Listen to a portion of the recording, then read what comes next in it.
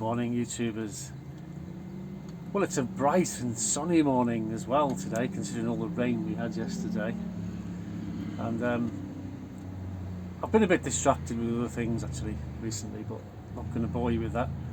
I just found this in the cupboard. Who remembers Vicks Vapor Rub and your mother rubbing it all over your chest? Get away from me with that.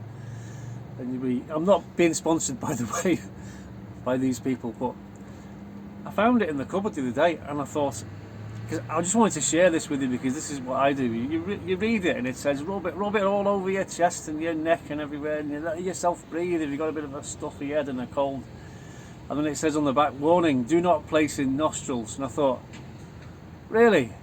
Why is that then? And so I went dip, rubbed it up both nostrils like this, and I was cured straight away. But then, you're not going to use the whole tub. The whole tub will probably last you about 5 years. And that's no good to them. They want you to buy more.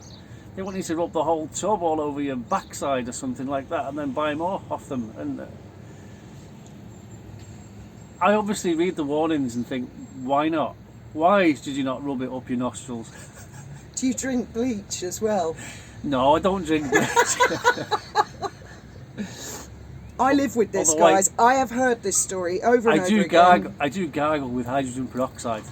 And that's very, very good. That is very good, actually. Honestly, it is. But if you ever get cold or stuffiness in your head, this is Dr. Graham speaking, so don't take any notice of me. This is just for my... I was just going to say that. I just put it up both nostrils like that, and head's cleared in no time. It's brilliant. Works a treat. Couple of caveats, right? Don't take any medical advice off Graham. No. Ever. No, I'm not a doctor. I must state that from the beginning. He doesn't have any sense of smell, and that's probably why. I don't do it. I think the instructions and the warning on the thing are perfectly reasonable.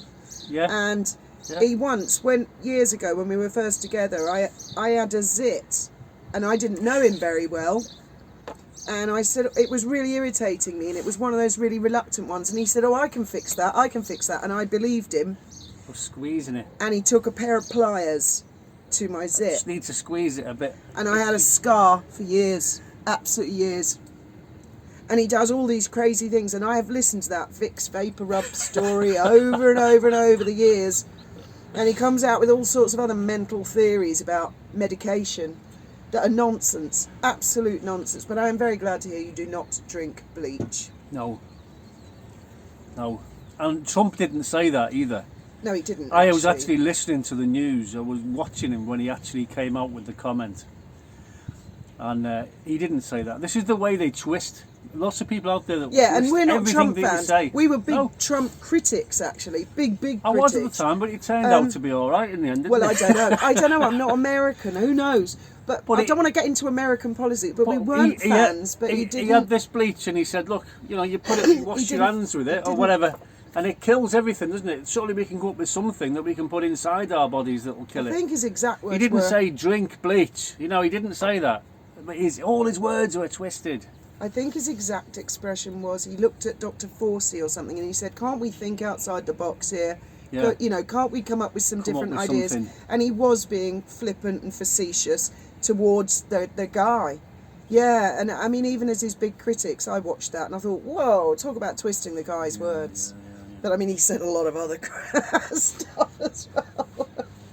But what do you think of Harry being an award-winning liar author? Best-selling author. They've been billing him as like a best-selling author. People are only reading his book because they want to take the piss out of him. You can't see that.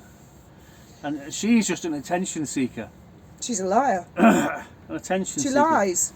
I don't care what Warby says. She lies. And the only reason people are interested in her is because they want to see her fall. Yeah. And she's obviously not interested in the money, because being a member of the British royal family is bigger, I think, than being an A-lister in Hollywood. It is. She's already been there, blown it, and she's been thrown out. I'm convinced she's been thrown out. She was told to sling her up. She didn't go away.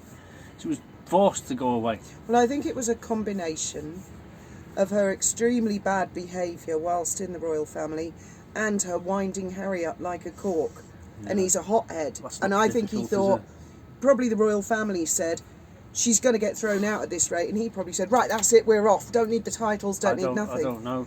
And she's winding him up again. But And she wants the prince and princess, don't she? this is Titles what for the kids. narcissists do.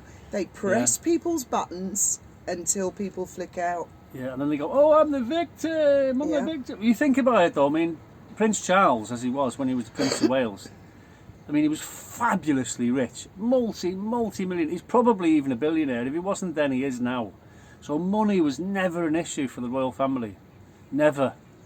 Okay. I think they're above that. There's a few million pocket money because everyone in the country's got to give him money all the time. No, you know? that's not true. That is Duke, not Duke of Cornwall, true. he gets it's worth about £19 million a year, I they disagree. reckon. And he doesn't pay tax. But he does voluntarily pay tax. He doesn't have to. But he does it just to, I'm a billionaire. Here, have a few grand. There you go. I've volunteered that. Oh, it's fucking marvellous. So, anyway, we're sidetracking. The point I'm making is she's made it into the royal family. She's there. Right, so she hasn't got to worry about money ever. Right? Never. But that's not good enough, is it? She's got to kick off and make a big scene. And I think... just an attention seeker. Why can't she just zip it and smile at people and go round and wear fabulous clothes? I mean, she's got no taste at all. I mean, did you see the stupid things she was wearing? Fiona said, I'm going to go up to the chinos and get one of those big silver screens that you put in the window to keep the sun off the car so the car from getting too hot. I'm going to wind it round herself and walk on going, oh, would you like my designer dress? It cost me £1 million. That's only because so many commenters said it's just like either a freezer bag they bring their chicken home from the supermarket. It's the exact same colour, apparently. Horrible. I think she thought she'd get in Bolsham all around in Buckingham Palace, Windsor Castle, rule the roost, tell them all what to do. Yeah. And I think she came short shift of that. She got her fingers badly burned and kicked up the backside. And get out and don't come back, woman.